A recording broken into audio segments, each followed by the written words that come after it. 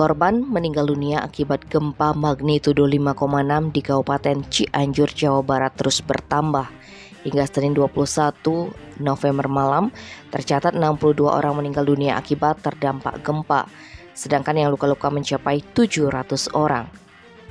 Menurut Bupati Cianjur, Herman Suherman, korban meninggal dunia didominasi oleh anak-anak. Mereka mengalami patah tulang akibat tertimpa runtuhan bangunan saat sedang belajar di sekolah dan istirahat di dalam rumah. Herman mengungkapkan pihaknya membuka posko darurat yang difokuskan di kantor pemerintah kabupaten dan halaman kantor DPRD Kabupaten Cianjur.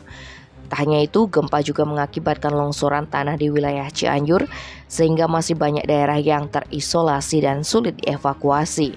Herman menyatakan pihaknya sangat membutuhkan tenda darurat, makanan, perawatan kesehatan dan tenaga medis, terutama untuk operasi patah tulang. Sebagaimana diketahui, gempa dengan magnitudo 5,6 mengguncang wilayah Cianjur, Jawa Barat sekitar pukul 13:21 WIB. Guncangan juga dirasakan oleh masyarakat yang berada di sekitar wilayah Jakarta, Bogor, Depok, Tangerang, dan Bekasi. Selain Jabodetabek, guncangan juga dirasakan di wilayah Sukabumi dan Bandung.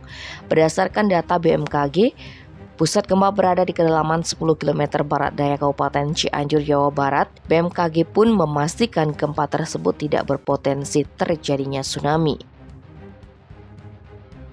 Tim Bali Express melaporkan.